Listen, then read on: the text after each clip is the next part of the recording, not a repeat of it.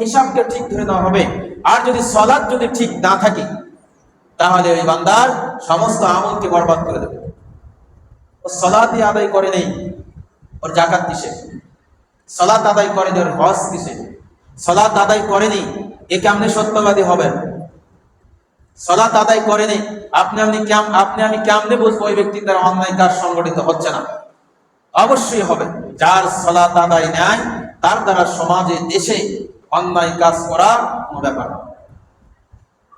কারণ আল্লাহ বলছেন, ইন্নাস সালাতা তানহা আনিল ফাহশাই ওয়াল মুনকার, সালাত তোমাকে যাবতীয় অন্যায় অশ্লীল কাজ থেকে বিরত রাখবে।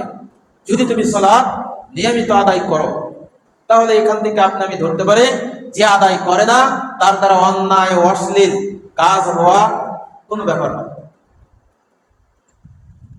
তাহলে আমরা যদি আমাদের সমাজকে সংশোধন করতে চাই, আমরা যদি আমাদের সমাজের মানুষকে আল্লাহ ভীরু করতে চাই, তাহলে সর্বপ্রথম এইটা সংশোধনীয় আনা দরকার। সেইটা হচ্ছে আপনাকে, আমাকে, আপনার আমার পরিবারের সমস্ত সদস্যকে নিয়মিত 5 ওয়াক্ত সালাত আদায় করতে হবে। নিয়মিত 5 ওয়াক্ত সালাত আদায় করতেই হবে। যে ব্যক্তি করবে না, সমাজের যারা দায়িত্ববান রয়েছে